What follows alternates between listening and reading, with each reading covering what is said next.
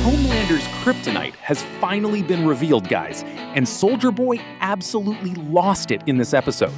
We have so much to break down, especially regarding the new series in the Boys universe, which had several Easter eggs in this episode. So get ready, because there's a lot of cool stuff to analyze, including a secret Vought has kept for 70 years about the origin of everything that finally leaked, and Homelander is not gonna like it one bit. Let's dive in.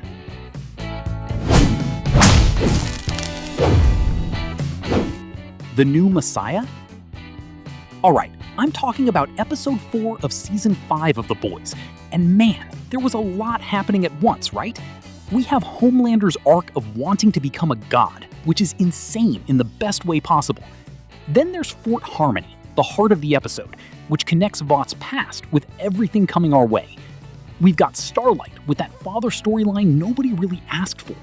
And then there's Soldier Boy, who was by far the most interesting character in the entire episode. He stole the show, and honestly, he's exactly who we wanted to see, right? But before we get into all that, comment down below. Do you think Homelander will actually get his hands on the V1 and become immortal for good? Let's start with the most disturbing arc of the episode. Firecracker was summoned by Homelander for a very specific mission. What was it? To create a religious campaign to turn Homelander into a god. It's not a metaphor, it's literal. The guy wants to be presented to the public as the Messiah, as God. He wants to be bigger than Jesus, bigger than God himself. And speaking of Vought's Messiah, if you want to have Homelander's ego right there on your shelf, I've linked his official figure in the YouTube shopping tab and the first link in the description. It's one of the most detailed ones I've ever seen, and a must-have for fans of the show. Check it out. The brainstorm scene with Firecracker, O-Father, Ashley, and some advisors is also one of the highlights. They're in a meeting room with market research in hand, showing that presenting Homelander as God or Jesus would be a disaster for his popularity. The public isn't ready. What the show is doing here is very precise. Firecracker was built to be Homelander's most fanatical ally, the one who believes in him most fervently. But even she's getting uncomfortable with how far this is going. She knows a line has been crossed. Ashley notices this when she asks Firecracker if she believes in Jesus. You can tell by her face she hates the idea of Homelander as God. Not to mention, Ashley read Firecracker's mind. She does believe in Jesus, yet she obeys out of pure fear. By the end of the episode, Homelander is introduced live as a prophet of the Lord. Not a hero, not a leader, but a prophet. You can see the scale is that of a Messiah. They didn't pitch him as the new Christ yet, because they know the public won't buy it immediately. They start as a prophet to prep the audience. Later, they'll find a way to martyr Homelander and turn him into Vought's Christ. How will they pull it off? Firecracker gave us the answer. They're going to turn faith into total nationalism. We are God's chosen people. In that scenario, it's much easier to turn an idol into a deity. But even if they succeed, deep down, it's like Butcher says, Homelander is just a weak, needy, cowardly little boy. What he wants isn't power or immortality. He wants genuine love. And that's the one thing he'll never have. Ever. So he'll keep escalating, needing more and more. And every time he thinks he's reached the top, he'll realize the void is still there. Black Noir was just acting.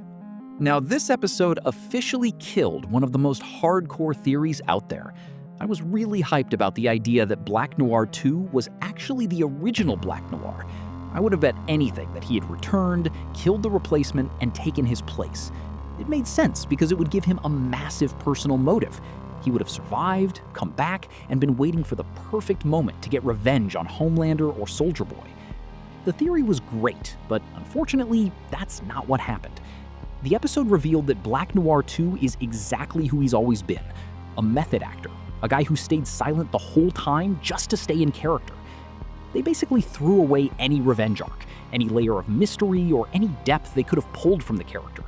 Just acting. It's frustrating because the original Noir returning would have been way cooler than what we got. This story just doesn't feel right. It would have been a great nod to the character's potential in the comics. In the comics, as I've mentioned before, he was Homelander's clone, the one who actually killed Homelander. We're getting none of that here. By the way, if you were disappointed with the show's version of Noir and want to read the real sinister story, Omnibus Volume 6, which covers this, is at an insane price on the Amazon link below. It's worth every penny to understand the real weight of these characters in the comics. These editions usually sell out fast, so grab yours while it's in stock. Starlight's father and the Frenchie Kimiko arc. Alright guys, real talk. The Starlight and her father subplot was a total letdown. The excuse for him abandoning her felt so forced, and the scene clearly tries to rip off X-Men 2. You know, that classic scene where Iceman visits his family and his brother calls the police? But in X-Men, there was real weight, a genuine fear of the other. Here, it just felt shallow. It honestly feels like the show doesn't know what to do with her now that she's out of the Seven. I'm gonna breeze through this because the real meat of the episode happens right after at Fort Harmony, but let the record show, this lacked any real impact. As for Kimiko and Frenchie, there's a moment where Kimiko makes it clear they're on different paths. She wants to escape the chaos. Frenchie thrives in it. It was almost like her realizing they can't be together. In the last episode, she mentioned wanting 3 kids, but Frenchie made it clear he doesn't. I get her motivation, I really do, but the timing, man. They're in the middle of a war against Homelander, literally risking their lives, and she chooses now to have the talk about their future? This conversation would make sense after defeating Homelander. How can you think about kids when there's a maniac who could wipe you all out at any second? It felt misplaced. It feels like the writers just don't want them to be together. What is up with these writers, guys? Bombsight. Fort Harmony is where Frederick Vought conducted the first experiments with V1 in the 40s and 50s, the original, much more potent version of Compound V. It's where Soldier Boy became what he is. The boys get there first, looking for any leftover V1. Homelander wants it to become immortal, so Butcher's virus won't work on him. But Sage sent Soldier Boy with Homelander with a different goal, to make sure Homelander doesn't get it. Sage clearly doesn't want an immortal Homelander. When Butcher's crew arrives, they find the V1 is gone. The vault was punched open from the inside, and they find a heroin wrapper. This leads to one conclusion. Bombsight was there. Keep an eye on that name, because he is the key to understanding Vought's future plans for the franchise. He's the missing link between Soldier Boy and Homelander. He's a supe from the Soldier Boy era, a combat pilot who got V1 directly from Frederick Vought. Everyone thought he was dead, but the heroine says otherwise. He's alive, and he has the V1. Guys, Bombsight is going to be a central character in Vought Rising, the Prime Video spin-off set in the 50s, coming in 2027. He'll be played by Mason Dye from Stranger Things. The way the episode introduced him was really cool. Not forced, just a hint that he exists. Nerfed Mother's Milk. Inside Fort Harmony, the boys start acting weird and aggressive for no reason. They start hating each other. Mother's Milk goes after Huey, Kimiko attacks her own teammates, and Huey takes a beating. even gets shot by Huey. The concept is cool, but the fight between Huey and bothered me. In the comics, is a tank. He's a beast. Seeing him struggle against Huey makes zero sense. Even with Quinn's spores messing with their heads, physical strength shouldn't change. Should have leveled Huey easily. Same goes for Kimiko. She could have ended everyone if the writers weren't holding her back for the sake of the plot. The only one immune was Frenchie, because he's done so many drugs in his life that the spores couldn't even affect his system. That was actually pretty funny. Frenchie saved the day there. The Last of Us? Now for the most interesting part. Frenchie follows the roots and spores to a room where a man is fused to the wall, covered in fungi and vines. This is Quinn, one of the first V1 volunteers. He survived, but became a human-plant hybrid, spreading hate spores for decades. All those bodies the boys found were people who killed each other under Quinn's influence. Doesn't this scream The Last of Us? Even Huey makes the reference. But Quinn is darker than any clicker because he's still conscious. Interestingly, when he dies, the effect wears off. It's like he was remotely activating the spores. I noticed that after the hate wears off, Soldier Boy looks genuinely sad. He didn't want to kill Quinn. He actually apologizes and feels for him. Soldier Boy's past. This is where the episode truly shines. Soldier Boy was never a soldier. He was never a hero.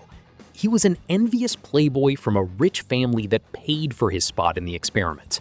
His dad basically bought him his powers. The Vaught's Captain America is 100% a fraud. We knew he wasn't a hero, but now we know that even as a person, nothing about him is real. Quinn hated him specifically for this. Quinn was a real soldier who deserved to be there, and he likely watched Soldier Boy succeed while he turned into a wall fungus. He carried that hate for decades. Also, what happened to Stormfront? Remember she supposedly killed herself? Soldier Boy knew her as Liberty and doesn't believe she'd ever do that. Vought has a history of cover-ups. If she had V1 in her blood and V1 grants immortality, is she really dead? Or is Vought experimenting on her? Either way, Aya Cash is returning as Liberty in Vought Rising, so building these connections now is vital. Homelander is imprisoned. Soldier Boy manages to lock Homelander in a special cell exposed to enriched uranium. This reveals another weakness. First, the uranium itself weakens him. Second, the cell was built for Supes. But honestly, does that cell look that strong? Compared to Magneto's prison or even Hulk's cell, it looks like it's made of cardboard. It was purely the uranium holding him back, proving Homelander is much more dependent on his Vought biology than absolute brute strength. If we look at Sentry or Conquest as examples, they escaped high-security prisons in seconds. This shows two things. One, Homelander can be contained if you have enough uranium. Two, this weakness is new. It wasn't in the comics. However, the comics did mention he could be killed by a nuke. Vought always knew how to take him out if he went off the rails. If a nuke was too messy, they had the Black Noir clone.